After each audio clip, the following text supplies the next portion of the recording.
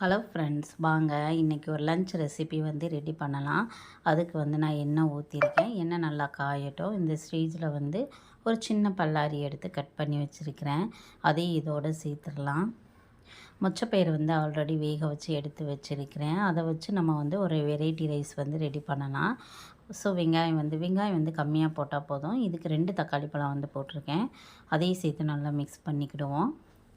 குடமிளகா வந்து ஆப்ஷனல் தான். உங்களுக்கு தேவைன்னா நீங்கள் விருப்பப்பட்டால் சேர்த்துக்கலாம். குடமிளகாவும் வந்து ஒரு குடமிளகா வந்து நான் கட் பண்ணி போட்டிருக்கேன்.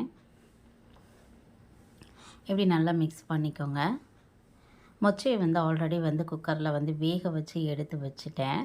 ஸோ இதை நம்ம மிக்ஸ் பண்ணுற கேப்பில் என்ன பண்ணலான்னா, 1 ஸ்பூன் வந்து கரம் மசாலா வந்து சேர்த்துக்கலாம். கொஞ்சம் டிஃப்ரெண்ட்டாக இருக்கும். அதனால் இதை வதக்கும் போதே வந்து 1 ஸ்பூன் வந்து கரம் மசாலா வந்து சேர்த்துக்கோங்க. சேர்த்து இதையும் நல்லா மிக்ஸ் பண்ணிக்கிடுவோம்.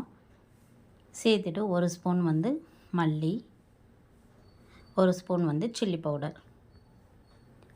ஆக்சுவலாக காரத்துக்கு ஏற்ற மாதிரி சில்லி பவுடரை வந்து ஆட் பண்ணிக்கோங்க. மஞ்சள் தூள் வந்து 1/4 ஸ்பூன் வந்து சேர்த்து நல்லா மிக்ஸ் பண்ணிக்கோங்க. மிக்ஸ் பண்ணி அந்த மசாலா வாசனை போன பிறகு இந்த மொச்சப்பயிறு எவ்வளோ தேவையோ அதையும் போட்டு எடுத்து வச்சு, ஆல்ரெடி நான் குக்கரில் வந்து சாதம் வச்சுருக்கேன். இதை அதோடு மிக்ஸ் பண்ணி நம்ம விசில் வச்சிடலாம். அதே கடாயில் வந்து எண்ணெய் ஊற்றி கொஞ்சம் வெங்காயம், தக்காளி பழம் ஒரே ஒரு தக்காளி பழம், கரம் மசாலா 1 ஸ்பூன் சேர்த்து நல்லா மிக்ஸ் பண்ணிட்டேன். மீதி இருந்த மொச்சையை வந்து இதோடு நம்ம சேர்த்தாச்சு. சேர்த்து நல்லா இப்படி ஒரு கொதி வரும்போது தேங்காய் வந்து ஆல்ரெடி அரைச்சி வச்சுருந்தேன்.